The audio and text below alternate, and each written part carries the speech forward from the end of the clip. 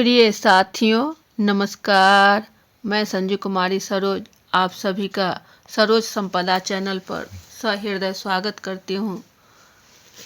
Session में हम सब यूजीसी नेट जेआरएफ दिसंबर 24 की तैयारी पेपर 1 जो रिसर्च एप्टीट्यूड के लिए एवं एजुकेशन का भी रिसर्च एप्टीट्यूड मिलता है। टॉप क्वेश्चंस प्रैक्टिस सेट के रूप में विभिन्न प्रतियोगी परीक्षाओं में पूछे गए प्रीवियस ईयर क्वेश्चन का पार्ट 1 साझा करेंगे। सेशन पर नए हैं तो सपोर्ट, लाइक, शेयर, कमेंट करें जिससे एक दूसरे का हौसला अफजाई हो सके। विलंब न करते हुए हम सब प्रश्न की ओर चलें। प्रश्न 1 नंबर पर है, CBCS का पूर्ण रूप क्या है? A choice based complete system, B credit based choice system, C choice based credit system, D credit based continuous system. प्रश्न आपको UP higher assistant professor BEd में 2021 में पूछा गया है। सही विकल्प हमारा क्या हो जाएगा? तो यह है आपका चॉइस बेस्ड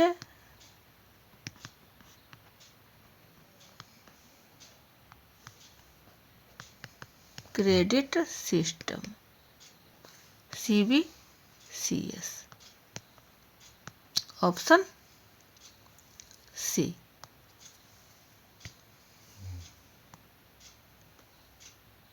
इसको ध्यान रखेंगे। क्वेश्चन नंबर 2, कसौटी संदर्भित परीक्षण में परीक्षार्थी के प्रशिक्षण प्राप्तांकों की तुलना की जाती है। ए किसी पूर्व निर्धारित बाह्य मानकों से, बी विशिष्ट समूह के प्राप्तांक से, सी परीक्षार्थी की कक्षा संप्राप्ति से, डी किसी भी प्राप्तांक से नहीं। प्रश्न आपको 2019 में यूपी हायर असिस्टेंट प्रोफेसर से लिया गया है। सही विकल्प हमारा क्या हो जाएगा? तो कक्षा के जो कार्य होता है उसके संप्राप्ति से ही कसौटी संदर्भित परीक्षण जो है उसका मापन होता है और यह सापेक्ष नहीं होता है, क्योंकि बालक अपने उद्देश्य की पूर्ति में कितना सफल हुआ। सही विकल्प हमारा क्या हो जाएगा? ऑप्शन सी की ओर है। परीक्षार्थी की कक्षा संप्राप्ति से। नेक्स्ट क्वेश्चन 3 की ओर, निष्कर्ष संदर्भित परीक्षण में निष्कर्ष है। ए उपलब्धि, बी उद्देश्य, सी बुद्धि, डी सृजनात्मकता। प्रश्न आपको 2019 में यूपीपीएससी जीडीसी असिस्टेंट प्रोफेसर में पूछा गया है। सही क्या होगा? तो इसका निष्कर्ष जो है वो होगा आपका उद्देश्य। उद्देश्य से होता है। इस परीक्षण में छात्र अपने उद्देश्य की प्राप्ति में सफल होते हैं। ऑप्शन बी की ओर है।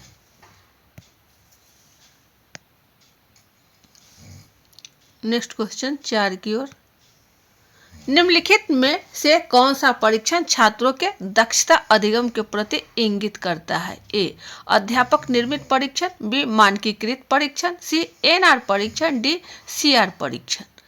प्रश्न आपको 2014 में यूपीपीएससी डाइट प्रवक्ता में पूछा गया है।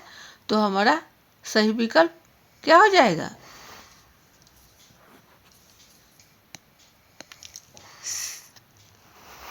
दक्षता अधिगम के प्रति।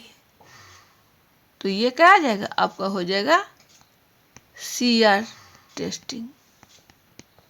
ऑप्शन डी की ओर है। इस परीक्षण में सापेक्ष रूप से सफलता या असफलता का आकलन किया जाता है। यहाँ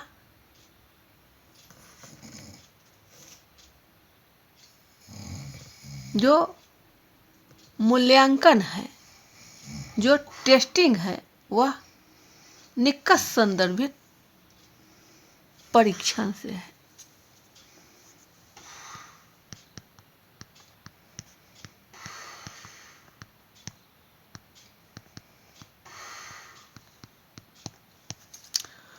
जैसे कि कोई डिग्री कॉलेज,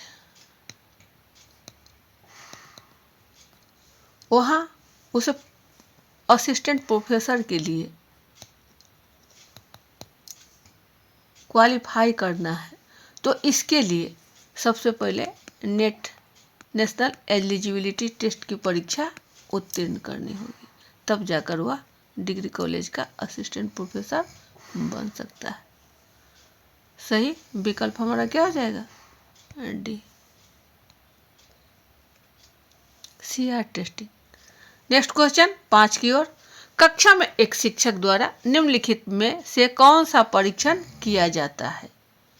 ए निकष संदर्भित परीक्षण, बी मानक संदर्भित परीक्षण, सी ए एवं बी दोनों, और डी यूपीएससी परीक्षा यूपी पीजीटी 2016 में लिया गया है। सही विकल्प क्या होगा? तो सीधा सा है कि यूपीएससी परीक्षा तो होगा नहीं आपको। ये जो शिक्षक द्वारा किया जाता है तो ए एवं बी दोनों भी नहीं होंगे, कोई एक ही होगा टेस्टिंग के अंतर्गत। तो यहाँ कर रहा है कक्षा में, यानी यहाँ किसी प्रकार के कॉम्पिटिटिव की बातें नहीं हो रही है। तो कक्षा में जो शिक्षक द्वारा टेस्टिंग लिया जाता है उसमें उद्देश्य की जो प्राप्ति होती है, शैक्षिक उद्देश्य, तो उसके लिए छात्रों की योग्यता,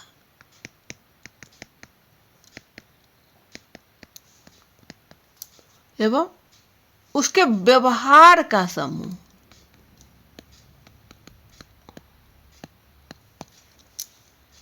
छात्र क्लास में है तो यहाँ कंटिन्यूटी होगी, उसी संदर्भ में तत्काल जो भी सवाल जवाब होगा वो हमारा टेस्ट होगा।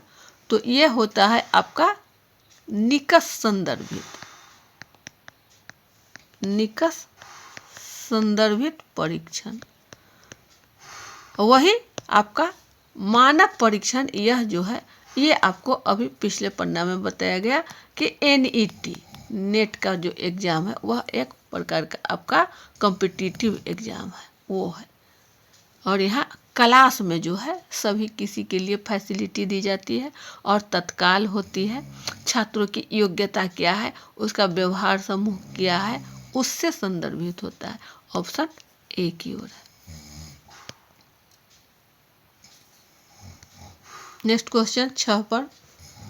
विचलनशीलता का सर्वोत्तम मापन है? ए प्रसार, बी माध्य विचलन, सी मानक विचलन, डी चतुर्थांश विचलन। प्रश्न आपको यूपी पीजीटी 2013 से लिया गया है। तो विचलनशीलता का सर्वोत्तम मापन है मानक विचलन। यह विश्वसनीय एवं महत्वपूर्ण है।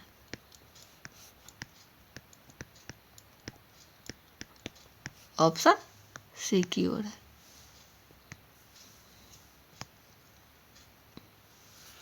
नेक्स्ट क्वेश्चन 7 पर। सामान्य प्राथमिकता वक्र में +1 सिग्मा से -1 सिग्मा का प्रतिशत है। यह प्रश्न आपको यूपी पीजीटी 2009 से लिया गया है। ऑप्शन है ए 63.38%, बी 68.26%, सी 64.26%, डी 67.26%। तो इसमें सही विकल्प हमारा क्या हो जाएगा? प्रश्न है कि +1 सिग्मा से -1 सिग्मा, यही प्रश्न है। तो मान करके चले कि ये हमारा मूल बिंदु है, तो इधर आपका आ जाएगा प्लस की ओर प्लस सिग्मा और इधर आपका आएगा माइनस सिग्मा। तो ये हो गया आपका +1 +2 +3, यहाँ आ जाएगा -1 -2 -3। अब सवाल है कि +1 से -1 यानी यहाँ से यहाँ तक की दूरी, यही है सवाल कि यहाँ तक की जो दूरी है यहाँ तक इसका क्या परसेंटेज होता है। तो हम सब नोट कर ले और इसको दिमाग लगा ले, आपको ये न्यूमेरिकल पर भी आया बहुत पूछे जाने की संभावना है। क्या हमारा हो जाएगा, जो सिग्मा का प्रतिशत है यानी स्टैंडर्ड डेविएशन, इसको बोलते हैं SD, +1 से -1 तक जो है ये आता है आपका 68.26%। कोई दिक्कत नहीं।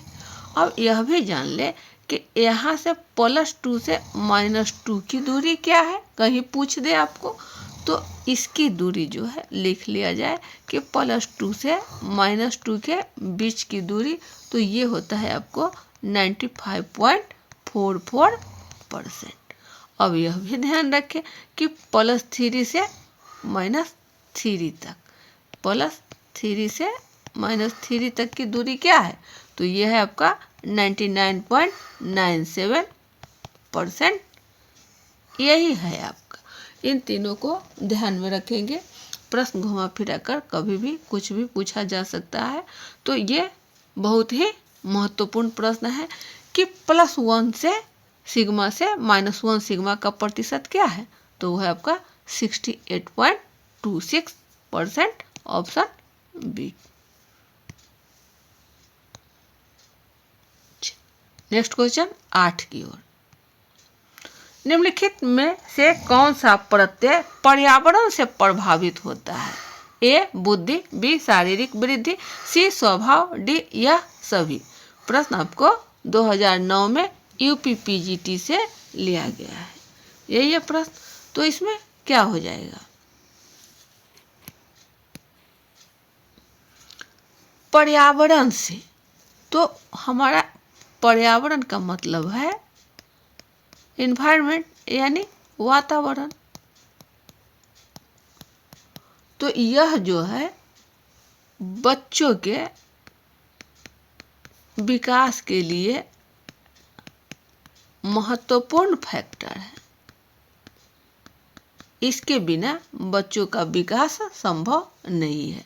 तो यह वातावरण तो है, पर्यावरण है, इसमें बुद्धि, शारीरिक वृद्धि और स्वभाव, ये आपको तीनों चाहिए, तभी जाकर वह प्रभावित हो सकता है। इस प्रकार हमारा ऑप्शन डी की ओर संकेत दे रहा है, बुद्धि, शारीरिक वृद्धि एवं स्वभाव, यानी ऑप्शन डी यह सभी। नेक्स्ट क्वेश्चन 9 की ओर। एक आदर्श प्रसामान्य वक्र में वक्रता दिशा परिवर्तन बिंदु स्थित होता है। ए दोनों छोरों से +-1 सिग्मा पर, बी केंद्र से +-1 सिग्मा पर, सी दोनों छोरों से +-15 सिग्मा पर, डी केंद्र से +-12 सिग्मा पर। प्रश्न आपको 2005 UPPGT से है, क्या होगा सही विकल्प? आदर्श प्रसामान्य वक्र में वक्रता दिशा परिवर्तन बिंदु जो है वह वक्र अपनी दिशा में परिवर्तन करता है।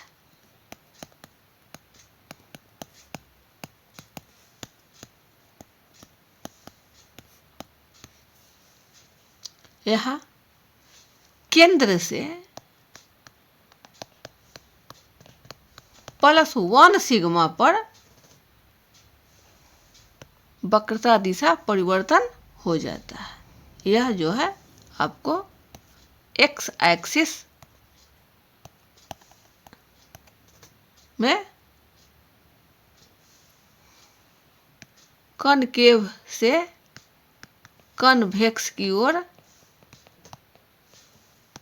चेंज होता है, यानी उत्तल से अवतल की ओर परिवर्तन होता है।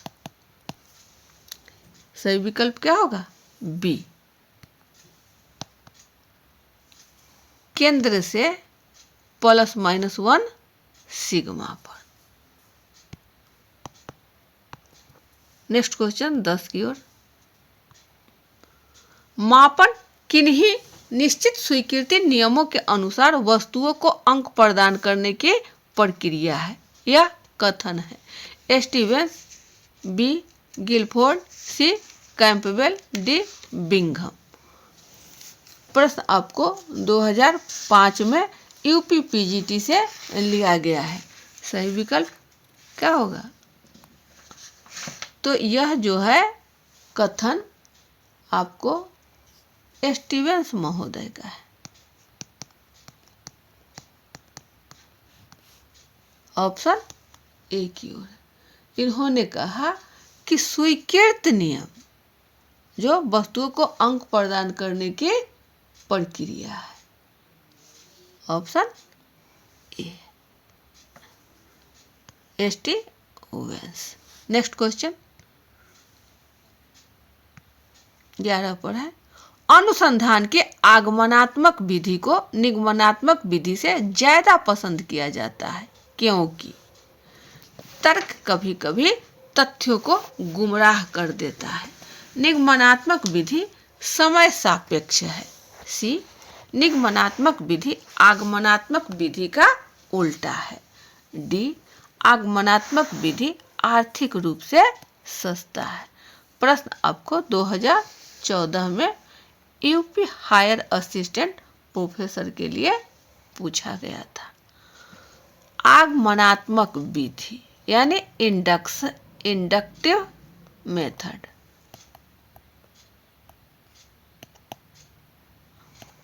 यह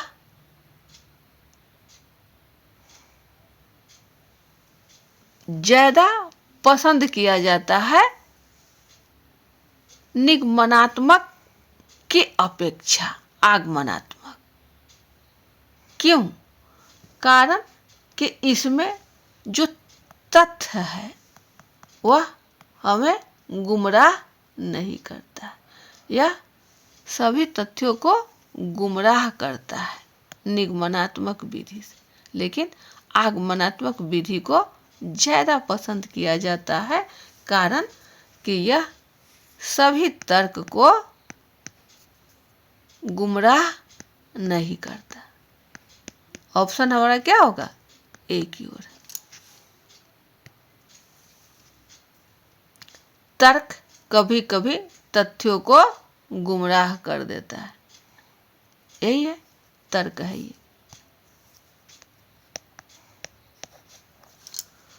तो ये थे आपके कुछ महत्वपूर्ण रिसर्च एप्टीट्यूड के प्रश्न। वीडियो ज़्यादा लंबा न बनने सेशन को यहीं बाइंड अप किया जाता है। अगले सेशन में पुनः अच्छे अच्छे प्रश्नों को लेकर उपस्थित होंगे। तब तक के लिए जय हिंद, वंदे मातरम।